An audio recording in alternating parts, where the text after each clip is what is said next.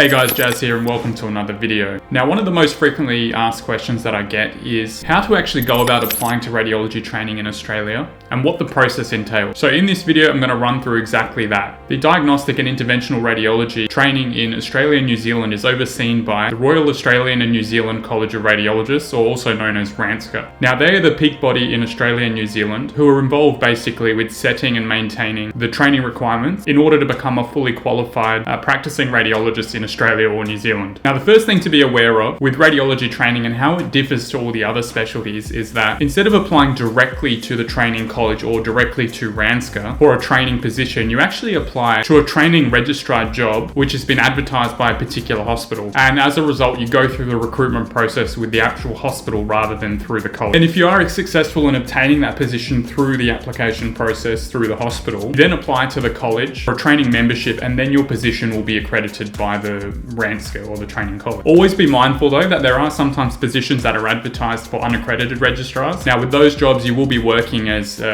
like the same as an accredited registrar, but the main difference is that your time or the time spent doing that unaccredited job won't actually count towards your formal 5 years of training, and you won't progress towards becoming a fully qualified specialist radiologist. Now, you're probably wondering, where do I look for these jobs or where are they advertised? Now, this will usually depend on which state you want to train or where you want to do your radiology training in. But usually they're advertised through the state health or the government health job boards, which you can usually find online. For example, in New South Wales, you'd want to go to the jobs.health.newsouthwales.gov.au website, and then you usually search for radiology or radiology registrar, and they'll usually come up on there. I'll also leave some links in the description below that for each state what the main job board is, just to make it easy for you guys. Intakes for each state will also vary. For some states, they might only take an intake at the beginning of the year, so the beginning of the clinical year, which is in February. So they may only have that one intake at that period. And some states will also have a mid-year intake, and that's typically for a start around August. So keep an eye out for wherever you're planning on applying to, and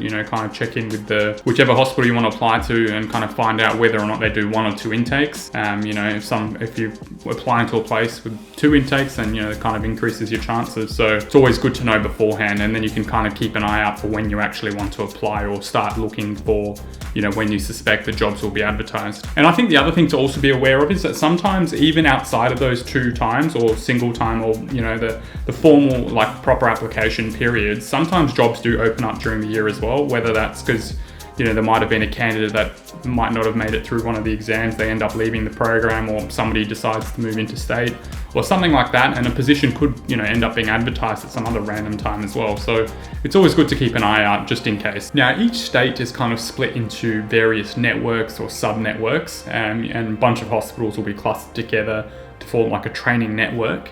Whereas in some states, it might just be a formal statewide network, and you rotate between different sites. Again, it's something that you can find published on the RANSCA website. So there is a list of all the accredited training networks and all the various sites.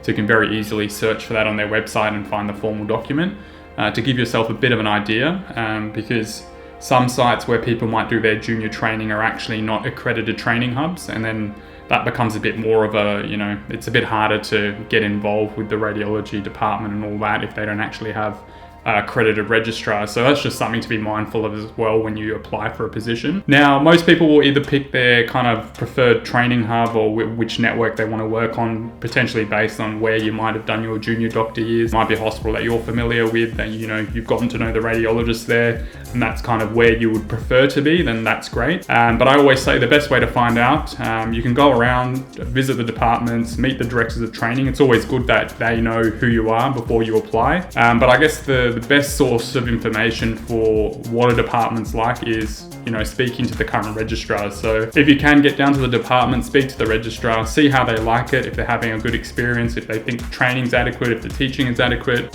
whether or not, even other things like whether or not the department gives good leave for, leading up to exams and all that stuff, all important stuff to consider. So if you can get down there and meet the registrars, I would highly recommend it. Okay, next, so what are the basic principles of selection? So essentially the recruitment panel are trying to find candidates who have kind of the right attitude, the right aptitude, and overall just the right values to become a safe and competent practicing radiologist. And I think another thing specific to radiology that people will kind of be looking for is, I think as a lot of people know, radiologists, we're usually, a few of us will be sitting in a reporting room together. So another thing that people are always looking for in a new candidate or a potential trainee is that, would you be happy kind of sitting in the room with them and like having them, nearby, chatting to them, all that kind of stuff. Like that all plays as well. So, just make sure, be yourself in the interview, and if you get one, and then, try and show off what your personality is like and all that kind of stuff. And, and that all kind of helps. Now, prior to applying, make sure you've got a broad,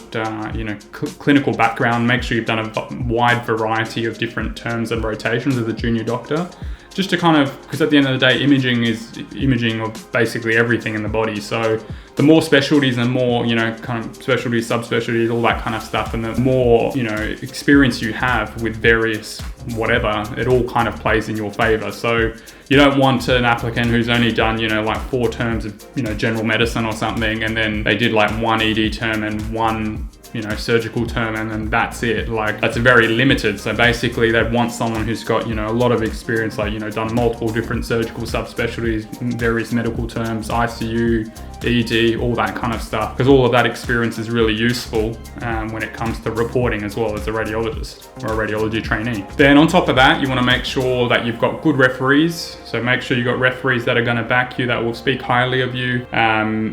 People, if you can get radiologists or radiologists that work either in the department you're applying to or well known, then that's always good too, to have some radiologists as a referee. And then apart from that, make sure your CV is kind of up to scratch as well. So the main thing that people are looking for is that you've demonstrated, firstly, as I said before, your wide kind of clinical experience. But then on top of that, you want to show that you've taken a few extra steps to kind of, show your commitment and dedication to becoming a radiologist, whether that's conferences, courses, research and publications, all that stuff's kind of good to have on your CV as well.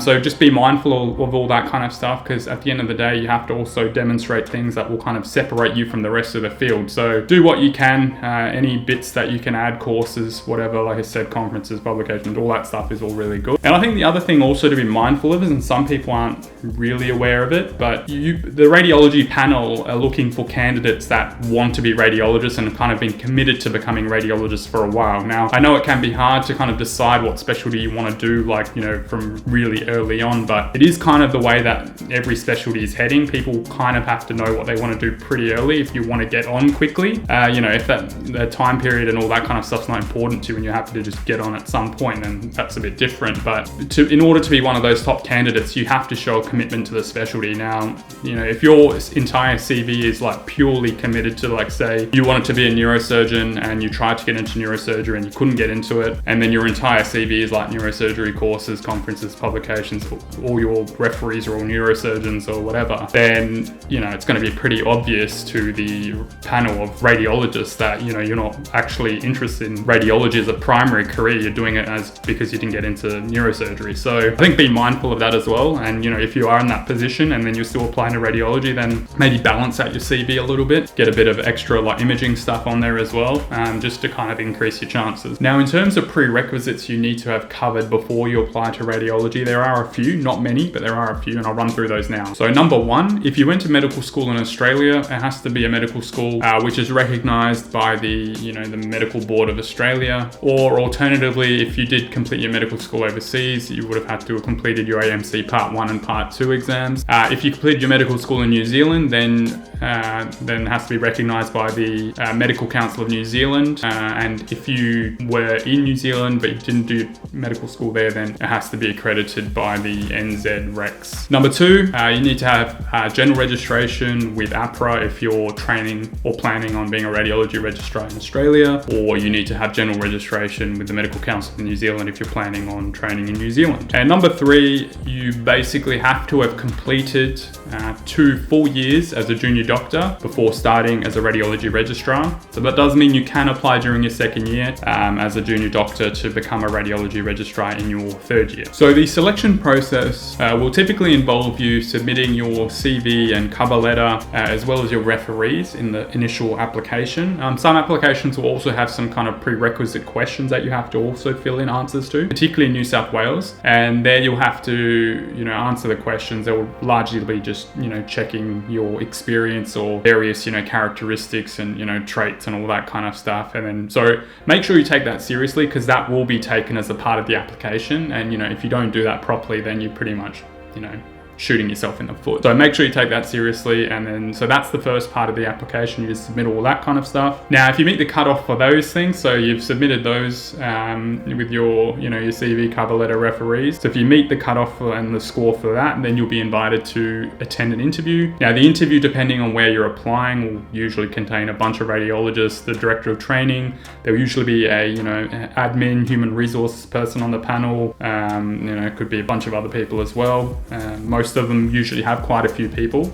The panel I think had maybe like 8 or 9 people. So there's usually a wide variety of different staff members that will be on the panel to help assess and see if you're suitable to be a radiology registrar. Then after you've completed the interview, hopefully it goes well, and then the scores of your, CV referees, and then that will be added with the score from your interview, and that will give you an overall score as the candidate, and the overall scores will be ranked. And then depending on how many seats they have available, they will offer the top however many seats, and then keep going down the list. And then once they're all offered, if seats do get rejected, or a candidate gets an offer somewhere else as well, then they might turn down the offer at that site, and then that position will obviously be offered to the next person on the list until all positions have been accepted. So guys, that's basically the overview of the application process and how it kind of works in order to become a radiology registrar. I hope you found it useful. If you do have any questions, feel free to leave them in the comments and I'll try and answer them when I can. If you did like the video, please give it a thumbs up. Subscribe to the channel if you're new, and I'll catch you in the next one. Cheers.